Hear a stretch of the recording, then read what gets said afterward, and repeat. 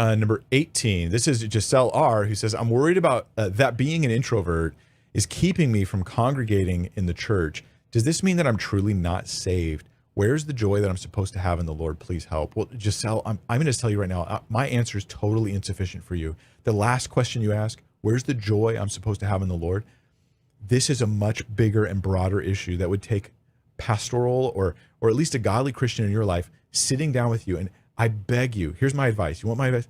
I beg you to open up to a godly believer you know. I don't care if they're a pastor. To a godly believer you know.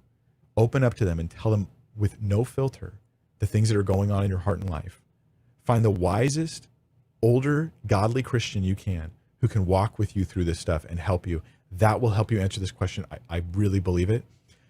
You say you're worried that being an introvert is keeping you from congregating in the church. Well, if you're worried, then that probably is true. The one danger I'll throw out for introverts is that discovering you're an introvert can turn into you saying, and if I don't like it, and if I feel like it's not good for my sense of self and anxiety and all that, I'm just not going to do it.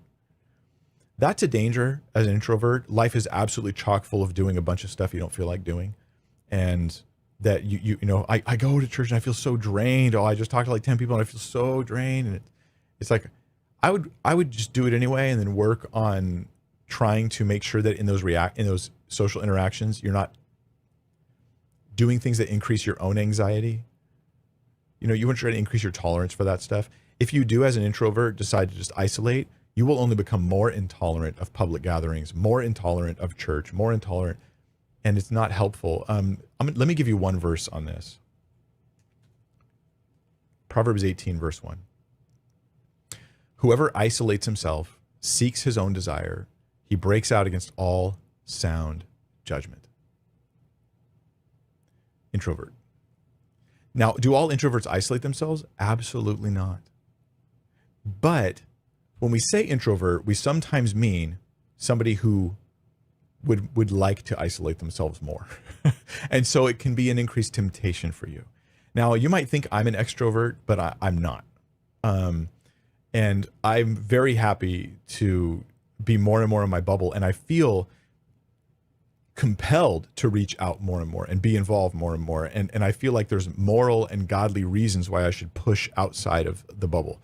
And I think that is a godly way to behave.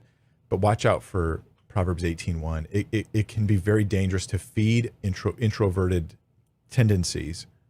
It can be very dangerous. Doesn't mean you got to be a social butterfly. That's not what I'm suggesting. Just do good things because they're good and build up your tolerance for it more and more. But if you isolate it, it'll get worse. So yeah, does all this mean you're not saved? No, nothing I've said has anything to do with you not being saved. You trust in Jesus Christ. You really trust in Christ.